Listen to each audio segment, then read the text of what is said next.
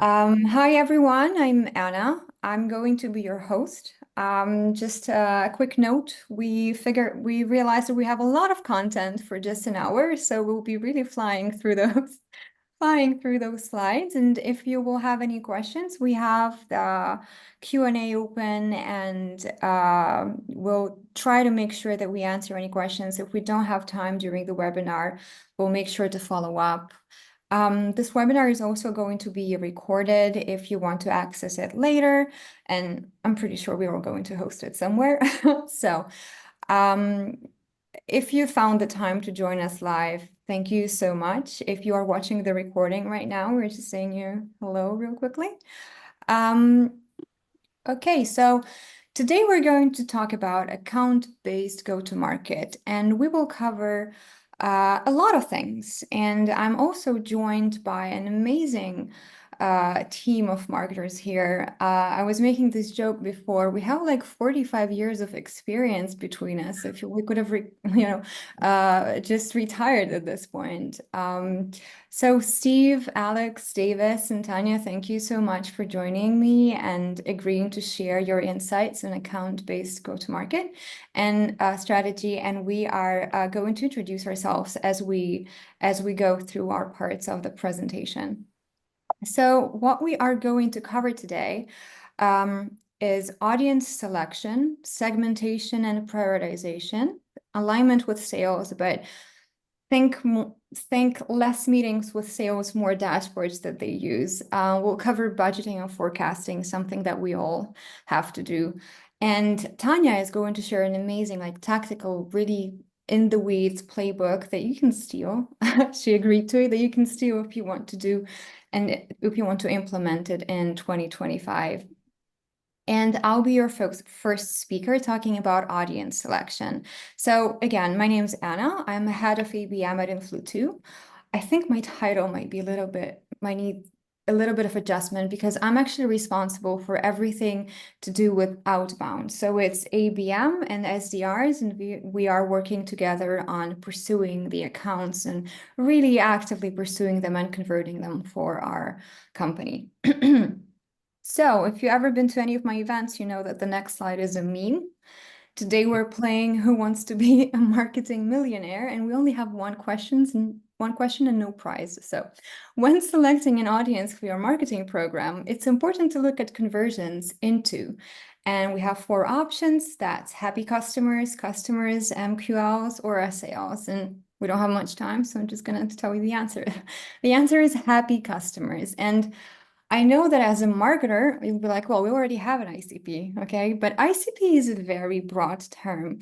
And you also might feel a little bit of resentment, maybe not just a little bit, because a happy customer is such a complex term and state of an account that marketing doesn't really have all of the power to influence. But because we're talking about account-based go-to-market, you will need buy-in from your entire organization. That means that all of your programs, you need to have some proof that all of your programs are actually benefiting and are built around strategic growth goals of your company. And when your AEs are happy with the accounts that you're bringing, when your customer success is happy with the accounts that you're bringing, that's when you have the buy-in, and that's when you have the organizational change. And that's actually something that we've done, because I think, many of us marketers have fallen into this trap of actually measuring our results too early in the funnel, because we need to do it to be predictable, right? But because we're measuring our results and focusing on results too early in the funnel, that means we might be optimizing our programs to create a revenue bucket with holes in it, because we're just not looking at the entire customer journey that we need to take into account. And the approach that I'm preaching here has a lot of benefits, actually, because first of all, it's based on your own data. That means you actually have proof, you have information that helps you make an informed decision when you move to this. It maximizes the LTV, and it means that your marketing growth becomes a lot more predictable. It also reduces any wasted efforts on accounts that are not the right fit for you, that are not going to be a happy customer and you won't be able to retain as much. And one of my favorite things is improved messaging. So as a marketer, when you pinpoint your focus on a customer profile, on the ICP of the ICP, I want to call it, when you pinpoint your focus on them, you really know the pain points that they care about. You really know the problems that you're solving, and they really value what you're offering. So you will be able to have a much more relevant conversation that will lead to a higher conversion. And we've done this analysis, and I'm going to be honest, this was an easy choice for me because we analyzed all of our conversions, and different types of accounts, different profiles were converting into a customer at the same rate. So I just had to figure out how to focus on the ones that are going to retain. Our customer success helped us figure out the metrics for the profile, well, the signs, whatever, for the profiles that we want to attract. And for us, that was the maturity of the accounts. So once we figured out the level of the maturity of the account that we need to go after, we know that we are going to be a lot more successful in retaining them. But you might end up in a situation like this cute parrot on a tennis ball when you realize that the sweet spot accounts, the ICP of the ICP, are kind of harder to convert. So you'll need to figure out with your entire organization, with your CEO probably, well, it depends on the size, but you need to figure out a healthy amount of strategic accounts that you're looking to convert, and the accounts that are easier, that are just coming to, for a healthy pipeline and revenue. But there is a window of opportunity because you can map the buyer's journey of your sweet spot account to actually optimize for success. So you can go and adjust the channels that they're coming through, maybe invest more in there. You can improve your messaging, be more relevant. You can fill in any content gaps that you might have. I mean, I'm pretty sure you know how to how to scale up a channel that you think is successful. So let's move on. Let's pretend that we all know the ICP of the ICP, and I'm going to tell you how you can narrow down even more within the accounts that you've selected. So I'm pretty sure we're all familiar with the concept of account versus the buying group. I didn't want to come up with another new term for marketers. So basically, you assume that you know who your buying group is because those titles and those personas are associated with the opportunities that you have. But what we did, we went ahead and we actually identified the titles, the seniority, and the personas who lead to a closed-won opportunity. So for us, that means that marketing and sales development, we are going to really focus on those green titles. That means budget allocation, that means prioritization or outreach, that means messaging, that means creating content. So that really helped us figure out where to put, which basket we put our eggs into, because before that, we were like, okay, we know who uses us, we know who's in the opportunity, we know we have to talk to them. But turns out, if we convert them in the first place, they are not the perfect champion to take the deal over the finish line for us. So this is something that I suggest you guys also can do. And wow, I'm being really fast. Okay, so key takeaways here is, first one, focus on high LTV accounts. Second one is focus on your sweet spot buying group, your best champions. And third is the most important one, is that you need to design your program around companies' growth targets. Because otherwise you will end up with just an account-based marketing initiative, like a project. You won't end up with account-based go-to-market strategy and approach. And the next speaker, wait, let me check.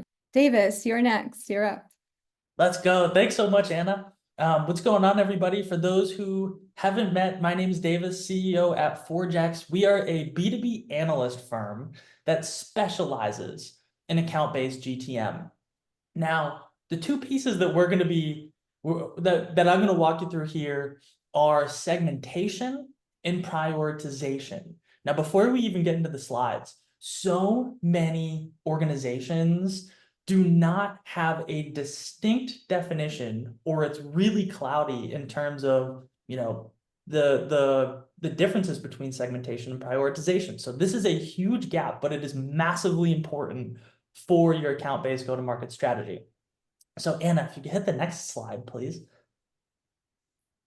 So before even getting into, the actual specifics behind doing the prioritization or segmentation, it's really important to have your ABM deployment models defined.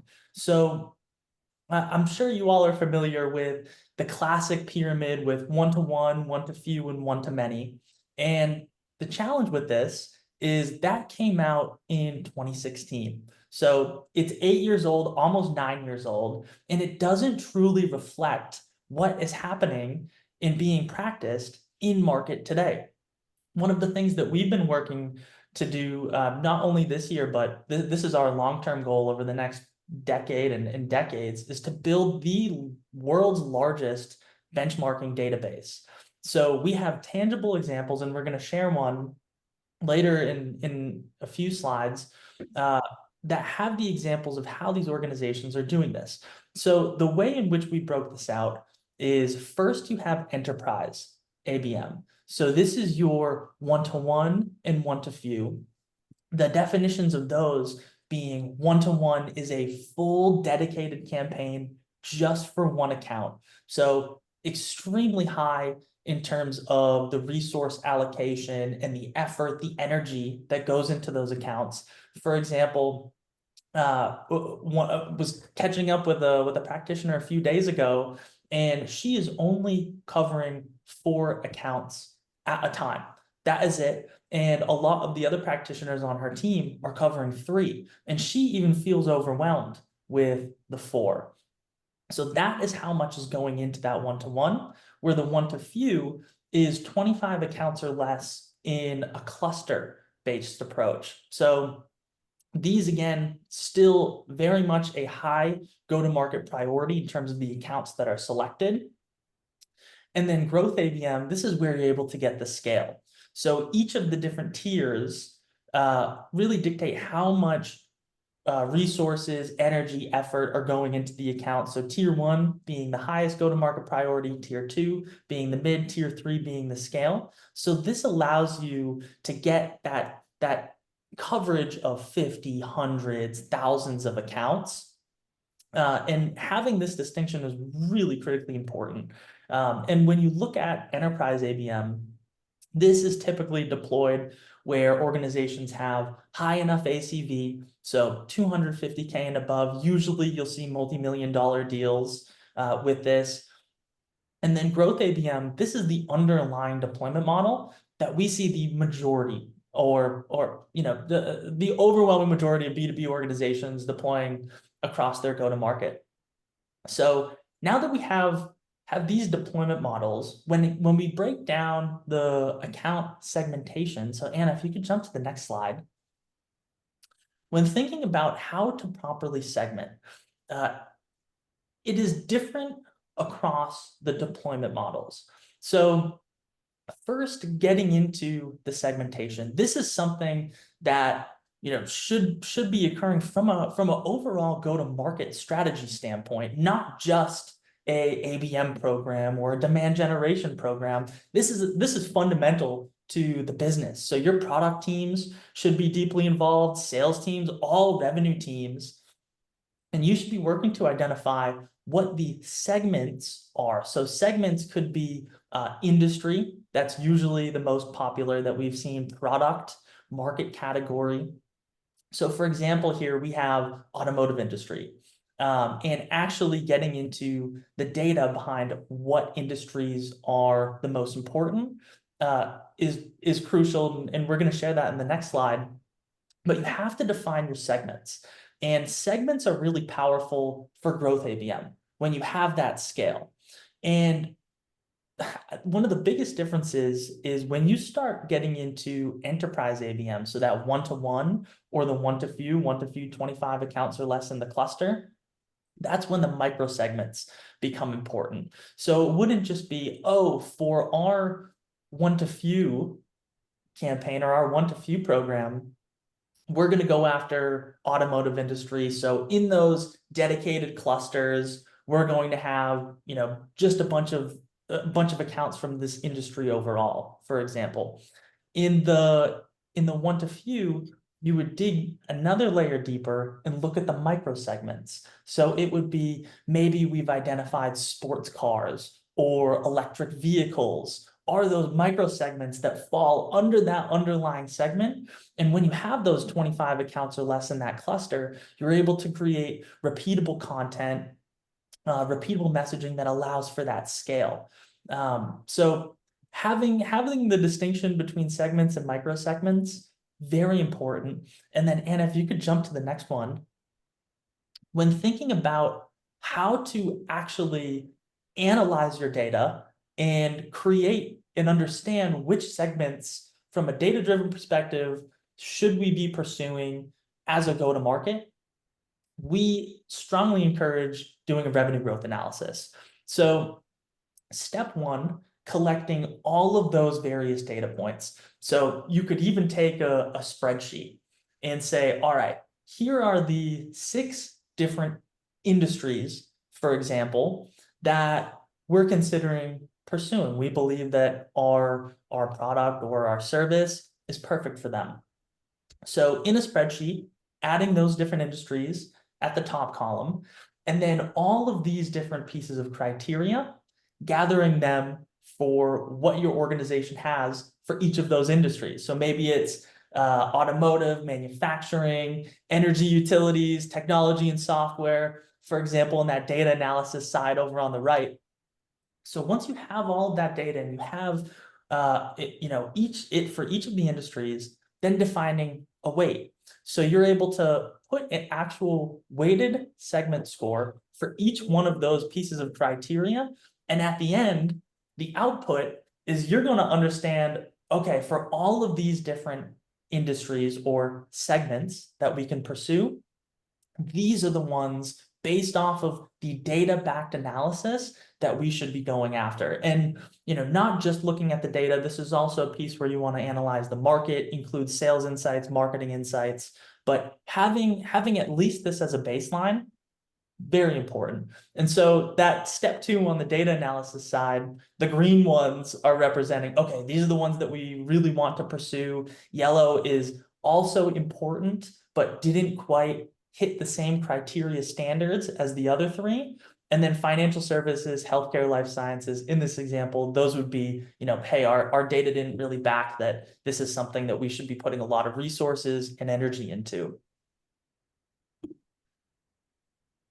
So now that we have our segments, we know either the industry or broken down into the micro segments, what those sub-industries should be.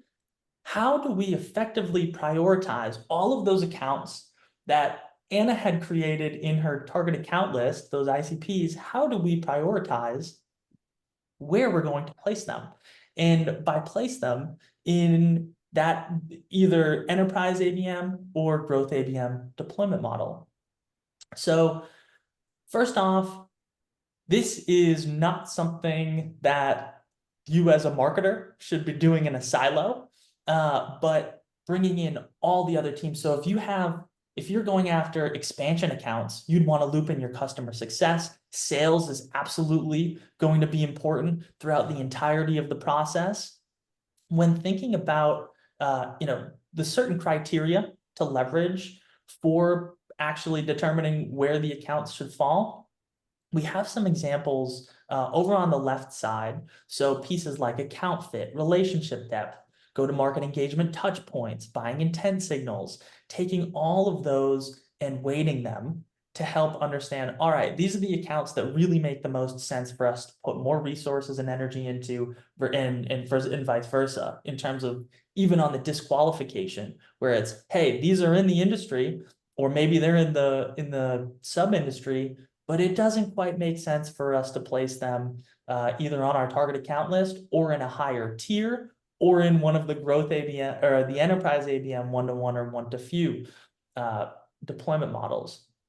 So one last thing for this slide as well, when thinking about enterprise ABM, the one-to-one or one-to-few, that is much more manual in terms of the inputs and the discussions versus the growth ABM, which is that tiered approach where you're able to get the scale across hundreds, thousands of accounts. That is where you'll most likely be leveraging much more of a technology-driven approach. So in a Sixth Sense and a demand base, one of those platforms can really help.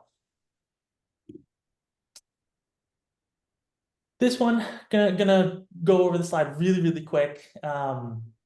Basically just highlighting, okay, when it comes to the prioritization, how much investment you're putting into the accounts, how much personalization from the go-to-market standpoint. Enterprise ABM, far greater. Growth ABM depends on the tier. So what does this look like when you bring it all together?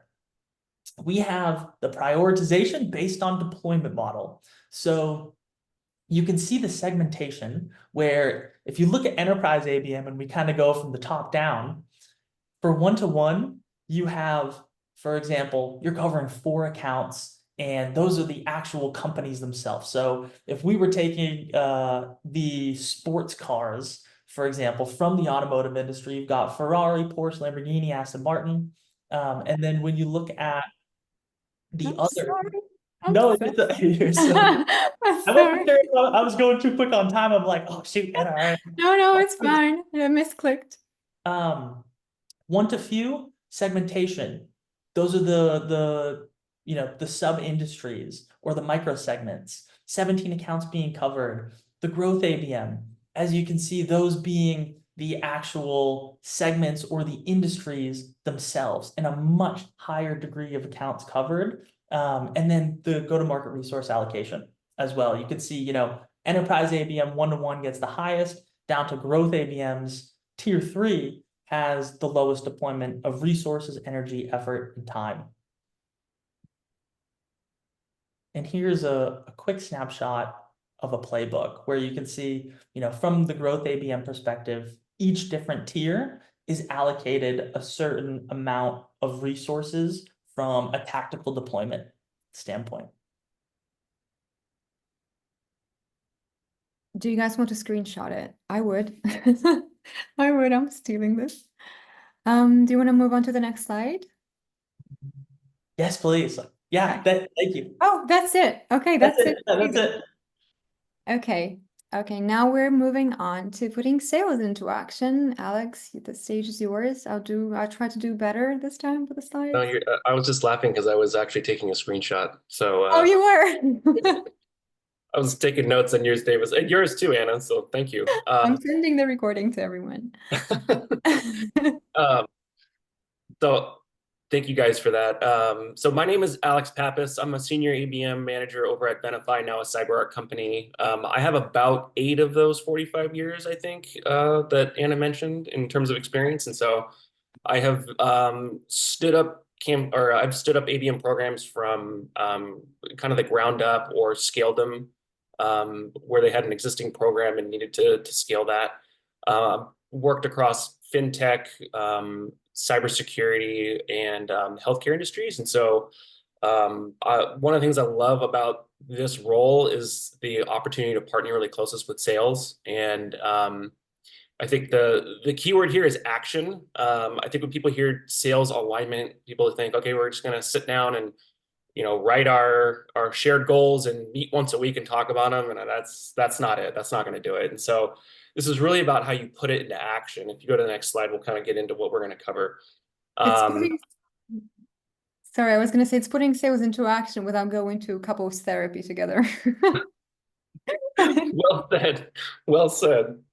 So we've done a great job here of covering the foundational work. We looked at audience selection, the strategic account tiering, the segmentation. These are essential inputs to any go-to-market program. And what I love about working with sales is that it really helps bring these inputs to life and bring the go-to-market strategy to life in the field.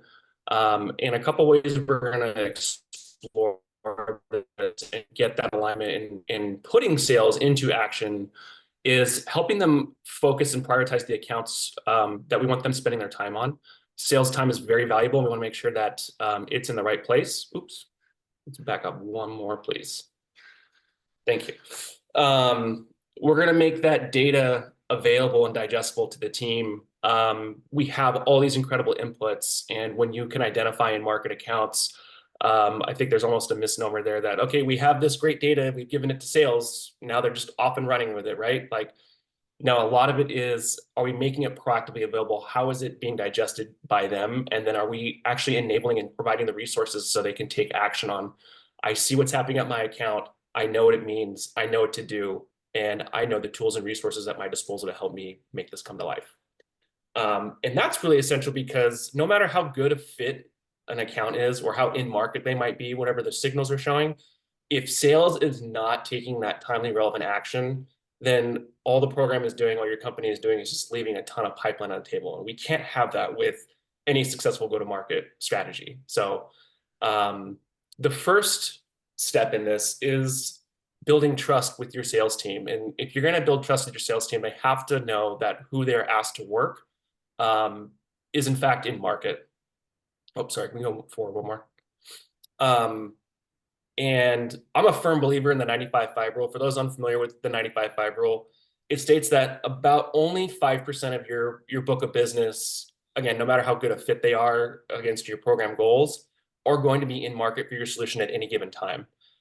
This definitely lends itself more to what Davis was talking about for the growth, or maybe bleeds a little bit into like the one to few space. But I would say when you have your total universe of who you're going to sell to, you've done your segmentation and your account selection, you have your total addressable market, focusing your sales on those accounts that are showing buying signals is the first step. Now, buying signals can live in a lot of different ways, but where we've seen success is identifying two main pieces of data that help illustrate buying signals. The first is intent. Intent can come in a lot of forms. I know it's kind of a term that gets thrown around a lot. We use demand-based over-identify, and whether you're using ZoomInfo, demand-based 6sense, Bumble, what have you, right? It's not just about surfacing keywords that are around your industry or your company or competitors. It's about capturing the right mindset in an account. And the way you organize your intent is really, really important. One of the ways that we do it is we organize it by use cases as well as pain points and motivations that we can help identify proactively at an account. So it's not just enough for them to be intent to learn. You know, are they just doing some tire kicking around a particular topic? That's great, but does it really mean they're in market? Probably not. And can you really position yourself to add value to that conversation? When you can use the intent to help identify that mindset, you know what they're digesting online from these third-party sites. You can make a more informed decision about what they care about and help position yourself as adding value to that conversation. So you're really meeting them in the market where they are. The other side of this coin is your first-party data. That usually is how we classify our engagement. Engagement is the time being spent with your company. And again, this is hyper important, and it maybe feels a little bit obvious, you know, hey, they're spending more time with you. That's good, right? Not all time is, you know, created equal here. So, you know, are they actually engaging with your campaigns? Are they spending high volume and high frequency on your most important pages? Are they watching your webinars on demand? Are they attending your events? Can you capture that and couple it with your intent so that you understand not only are you a trusted partner and they're learning from you, but you can now properly tie your solutions to use cases and motivations that you know they care about because you've married that up with your intent.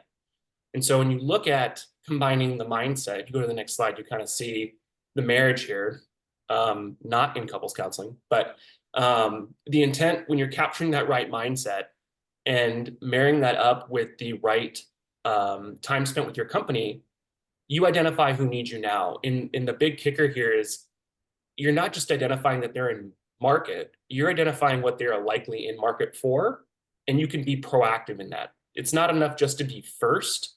It's also really, really important for the sales team to be the ones that are having the most relevant conversations here. There's a lot of data out there that supports why it's important for us to be proactively reaching out to these accounts, especially when that one to few or one to many growth. But If you go to the next slide, the biggest thing around having these inputs is that if you just listen to an account through the engagement and through the intent, and you know what you're looking for, it will tell you what they're likely interested in. And this is where you can really get buy-in from sales, because nobody hates cold calling more than sales, right? When you are understanding, you have a better idea of not just what they're in market for, who would likely care about it, and how you can add value. That's not just a better experience for the prospect that you're talking to, or even a customer. If you're doing a cross-sell motion, that's a better experience for your sales team. That's a more productive conversation that they're having. That's tied directly to their goals. And so marrying those two pieces together and bringing it to life is really kind of the crux of having those two data inputs. So making that you have this great data, right? Now it's like, okay, it's not enough just to have it. How do you make it available to the team and make sure that they are digesting it and understanding what to do with it? My first diehard rule for this is don't make them have to find the data. Find a way to proactively serve this up to them. And this kind of goes into rule 2 a little bit here, but fit it into their weekly or daily processes. What I mean by that is, if you want them to start working a book of business and prioritizing certain accounts based on these buying signals, one of the ways we do it is we have a weekly email digest that goes to them every Monday that helps them organize their week. Some reps really, really like that. Some prefer real-time Slack alerts and things that are available through a lot of the major ABM platforms. Some of them like to work directly out of their dashboards. Find where it fits, but make sure that it fits into their process and you're not asking them to learn something new, and that it is augmenting their existing efforts. The third rule here is maintaining visibility into what sales sees. I think maybe I've mentioned this before, but the fact that the data is now available to them, I feel like there's a lot of programs that just say, okay, well, I've given this data to you, you know what to do with it, off and running, right? Go do your thing. In reality, like that's not a good partnership. Like I don't imagine any partnership would work well that way. And maintaining visibility into what sales sees not only allows you to be proactive in speaking to them about what's working, what are challenges or questions that they're seeing in the field. It allows for that kind of ongoing optimization because you guys are seeing the same things and you're speaking sales language by doing that. You're not talking to them about, oh, they got this much impressions or, this many, campaign members and this and that. A lot of times they don't care. Like sales doesn't care how many impressions your campaign got. They want to know how they can turn it into meetings and opportunities and pipeline. So the better you can translate that for them, the more effective they'll be and the more effective the program will be. So what does this look like in the wild? Here's an example of one of those weekly account digests that we have. This can also live as a dashboard, if you want to do this in Salesforce Lightning, but our team kind of preferred to do it via their own email digests. And it's organized in a way to help make this data digestible. So first off is, where are they at in their journey stage? This helps kind of validate that they're in market. This is specifically for new logo, but you can also do this for cross-sell. So on the far left, when you're looking at this, it's organized and saying, okay, we're validating that they're in market based on their journey stage that they're in. And then how many days have they been there? How recent is this? Are we taking action in a timely manner? That kind of helps them focus their efforts first. Then they can understand what kind of time is being spent with our company. Where are they showing interest? Have they been showing interest in a particular area? Where can we start aligning that? What are the top traffic pages, campaigns they're being a part of? Help paint that picture for them so that they're not going into this blind. Then the intent piece that we have here, we can this is how we have it organized around our solutions is, what are some of the use cases that are maybe surfacing around our particular products that we can then tie to the interest and the time being spent with us. And when you use that, they can now say, okay, we're not just talking about product A, we're talking about product A solving a particular thing around automation or visibility or policy and governance, right? And they can now position that solution in a way that's more relevant. The last part here is around people, like finding the engaged contacts. And we had an issue that we were addressing early on where our sales team was doing kind of database augmentation on their own manually, 2 to 6 hours a week per rep.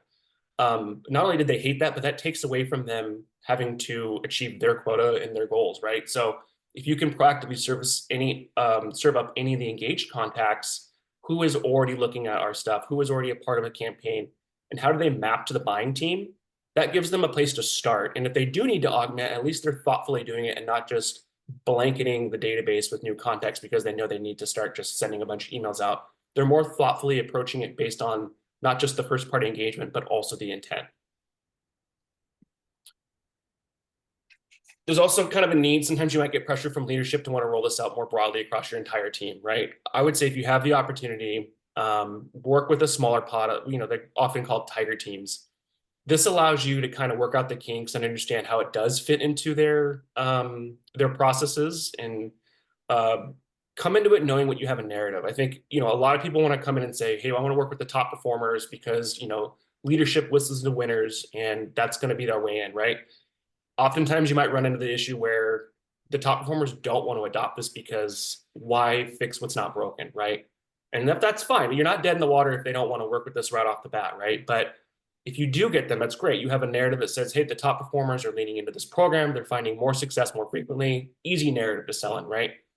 But what you might find with the not so top performers, if you can get them to lean into this data, is not only are they likely more hungry because they're often looking to try to shake things up, they'll lean into the data because of that. And you can actually tell maybe a better, more compelling story to leadership saying, hey, after leveraging this program and focusing on the accounts that were in market and in these signals, their meetings booked increased by Y% and their pipeline is now at Z quarter to quarter.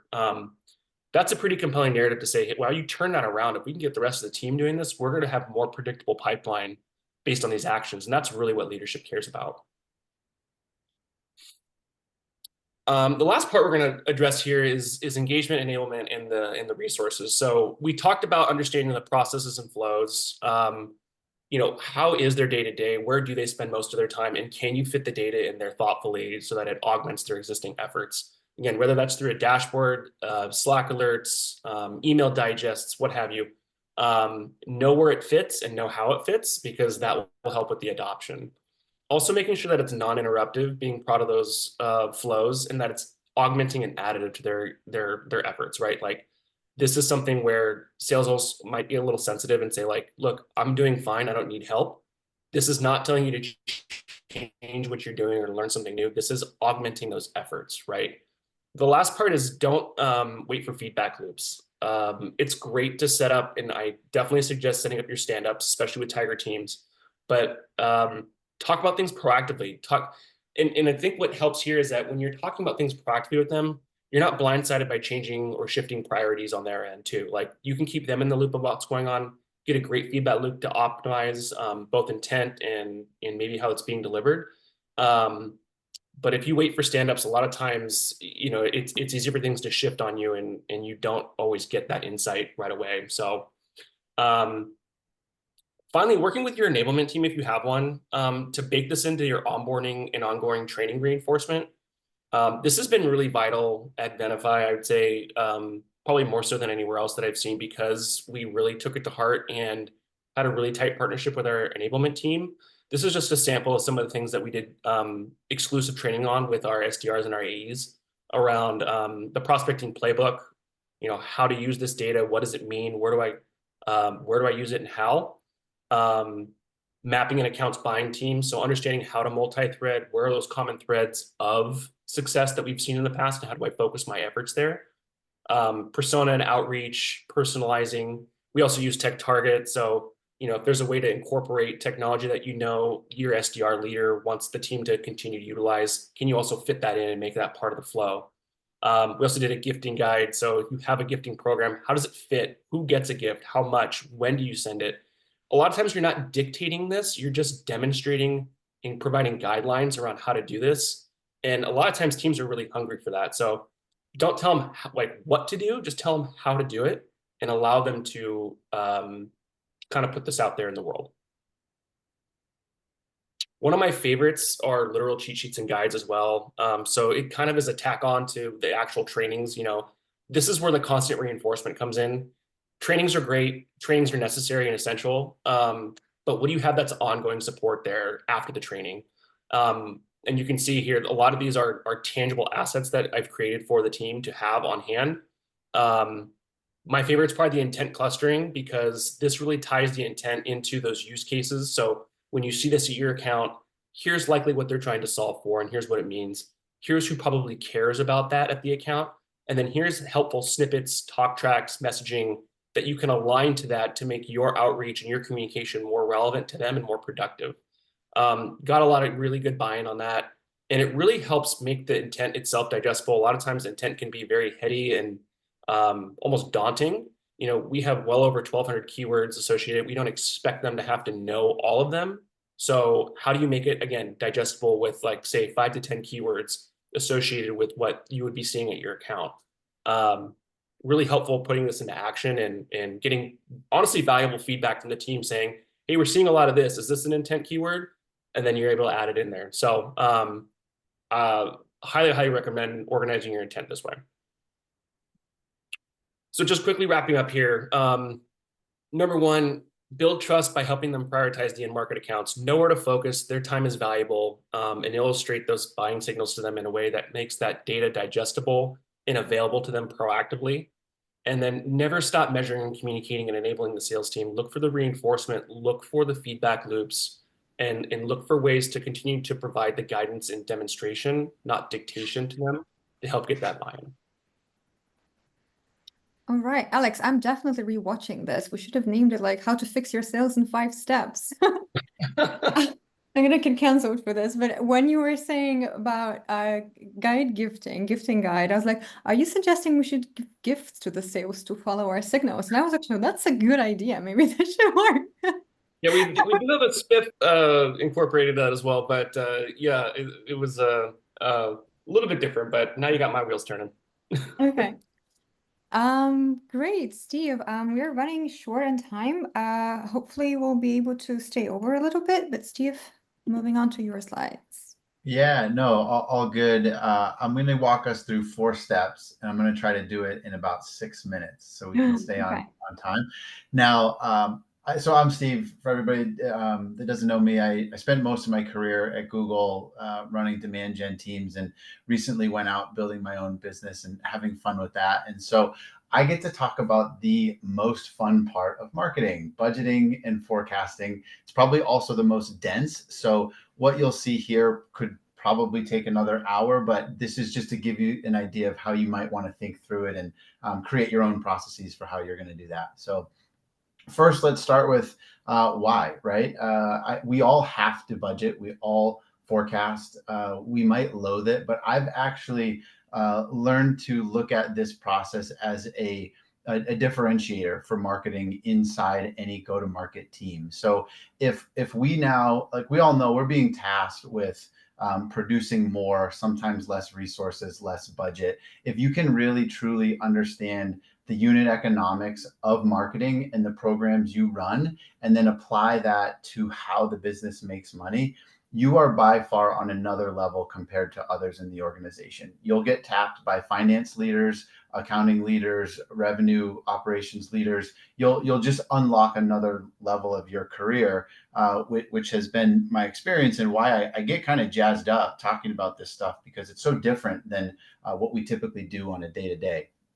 So we'll dive in. The first step is you're going to want to understand how are you defining costs? And this is typically in partnership with finance, depending on the level of how finance is looking at costs across the organization. This could change, right? But the way I've always thought about it is you've got direct costs and you've got indirect costs. And so direct, also sometimes known as operating expenditures, indirects being capital expenditures. Direct is a little bit more flexible, right? This is what you're spending in media, in channels, on content, in creative, and any tools that you might have, or technology, or data that you've purchased. I mean, Alex just walked us through an awesome use of intent data. Finance is going to ask you how efficiently is that data being used, and is there a plus or minus on whether that's contributing to more efficient revenue generation? And so this process will hopefully help you answer some of those questions. And then we've got indirect. So these are the things like resourcing, benefits. These are typically in P&L and what finance is looking at. But as the business, right, your CFO is probably looking at the total acquisition cost of the go-to-market and then breaking that down by sales and marketing. And they're going to be looking at, all of these things, the OpEx and the CapEx. So depending on what your situation is, just know there's a place for first understanding where your costs come from. Second, we can now start to determine what the budget might be and how we want to allocate it.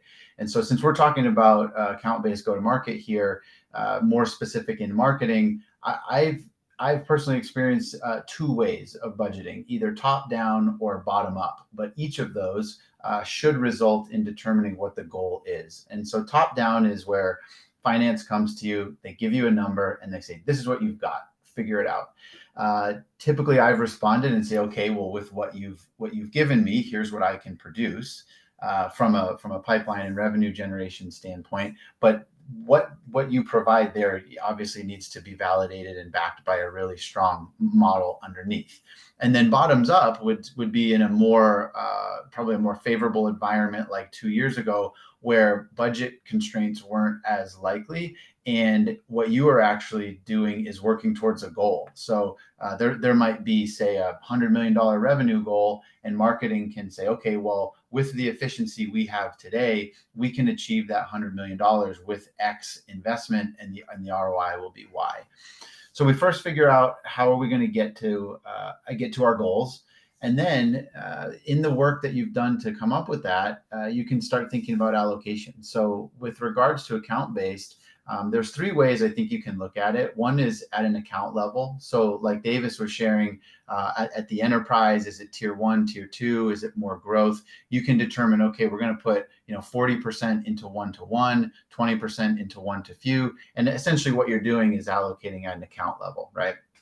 Or you can say, okay, we have really strong ROI economics on our LinkedIn ads or this particular channel. So we're going to allocate budget to that channel. And then within the channel, we will, kind of secondarily allocate based on accounts. And that's, obviously some channels apply to certain accounts. So you can kind of figure that out as you go. Or it might be at a tactic level. So let's say like we were talking about gifting, right? Let's say you have a gifting program. That's a tactic. You might want to allocate certain budget to that tactic because there's favorable ROI based on historical performance. So think of this stage as like this is your baseline. We've got our budget. We know how we're going to allocate it. The next step is, okay, what are we going to get from that? And this is always the hardest part.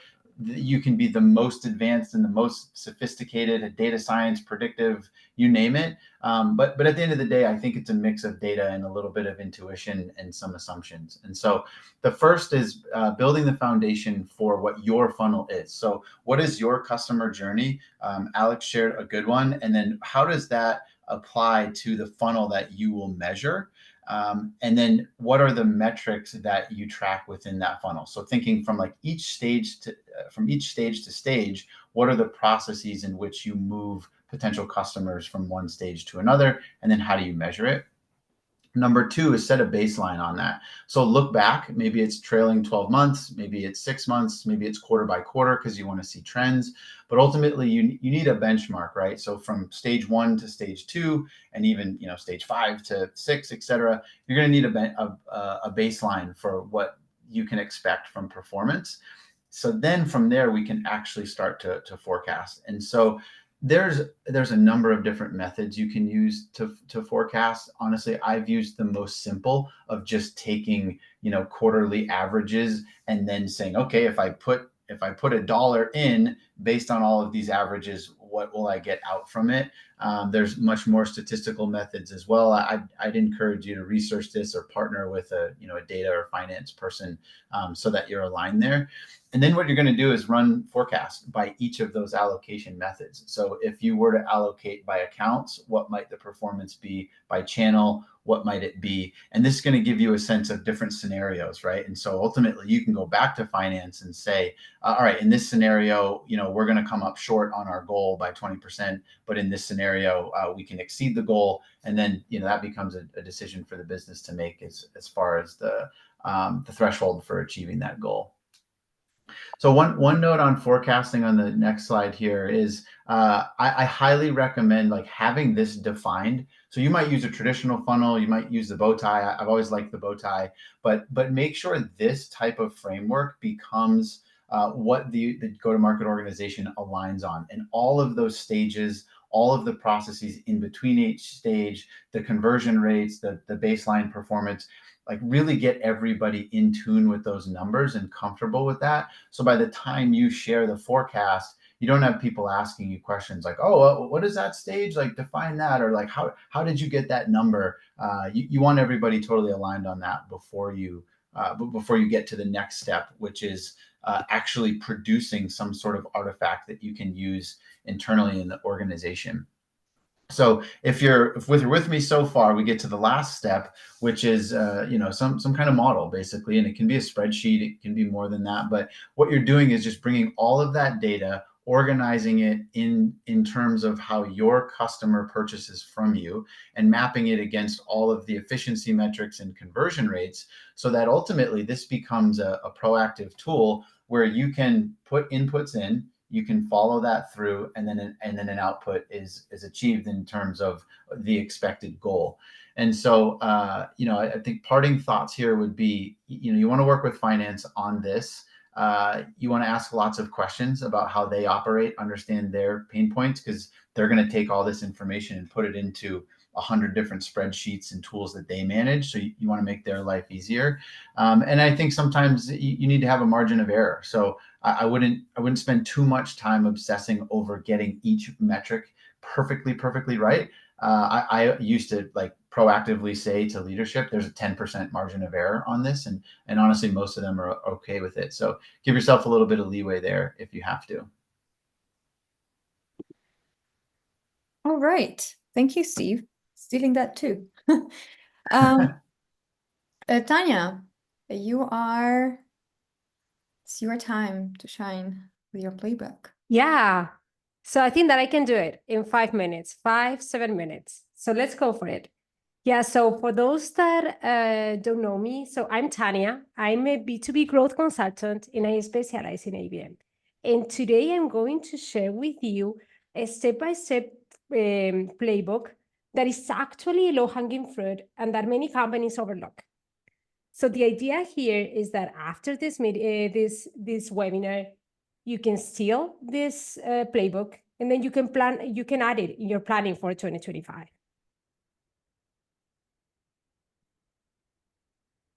Yeah, so as an ABM consultant, one of the common projects that I do with my clients is to audit their ABM programs. And the thing is that I always spot pretty much the same mistakes. One of them is that companies consider ABM as a standalone one-off campaigns. They just run, or they typically run 2 or 3 campaigns. And if they don't work after some weeks or some months, then they just switch them off.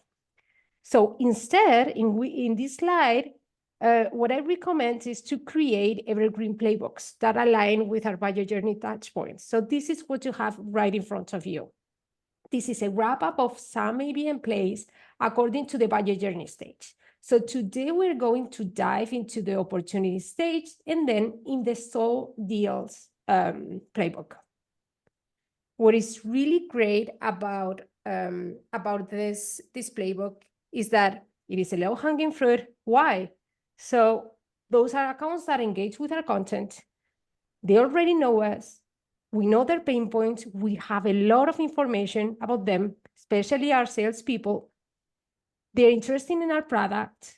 We have an open opportunity with them.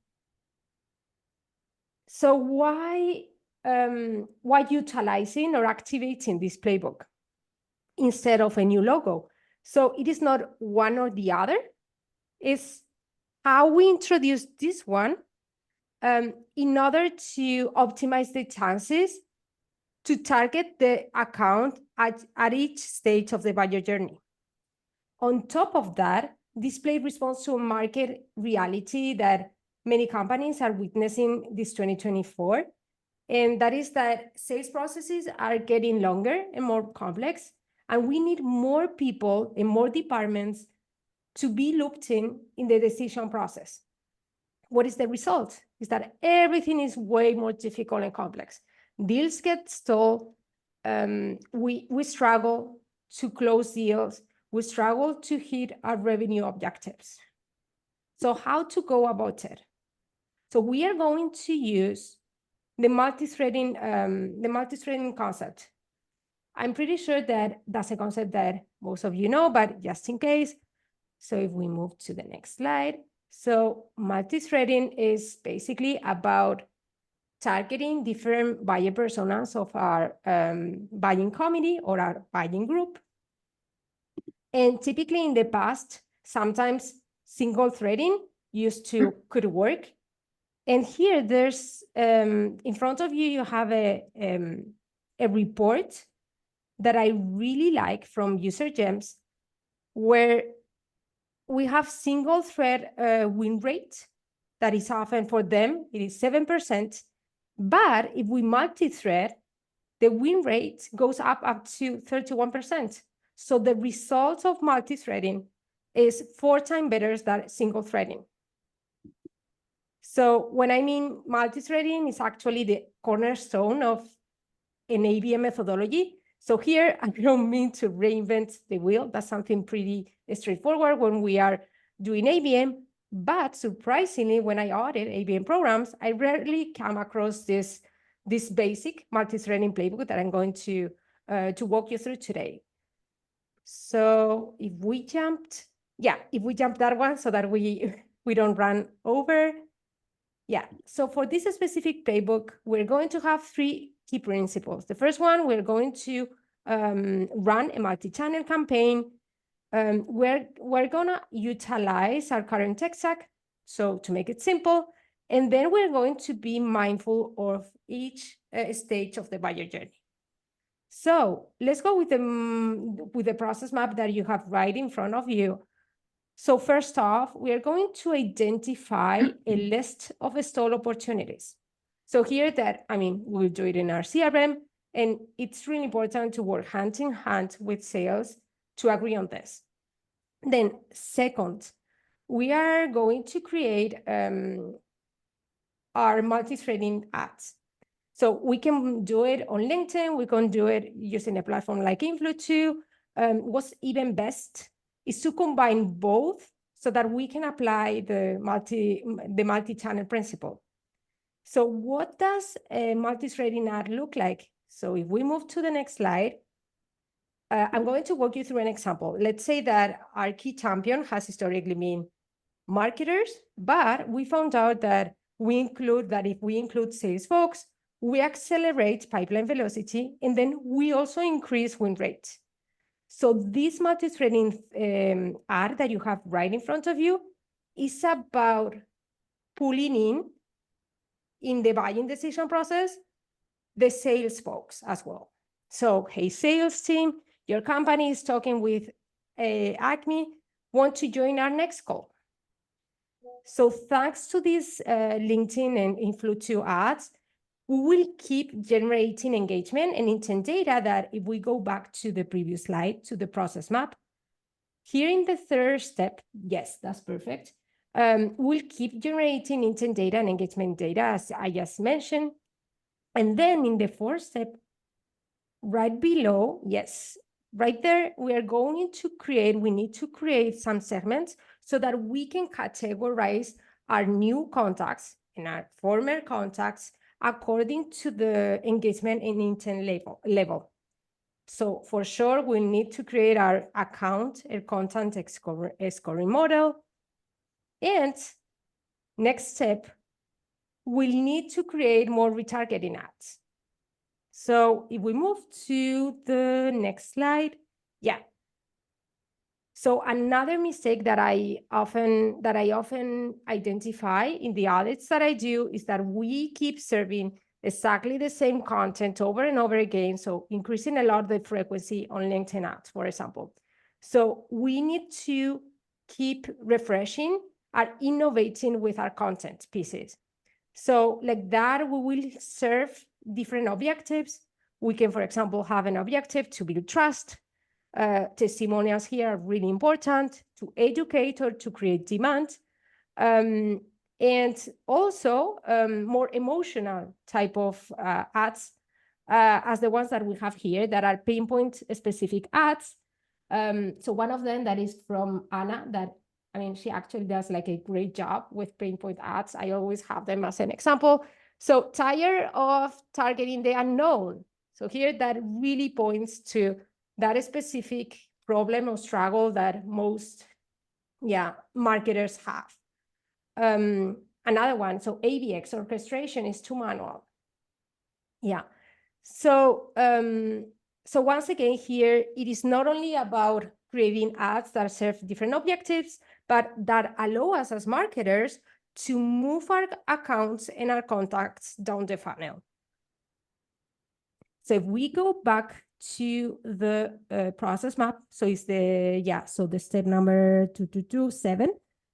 So once we have served our retargeting ads, and then at some point a contact in an account has attained a specific threshold, the contact is in market, and then our marketing and sales team can reach out to them.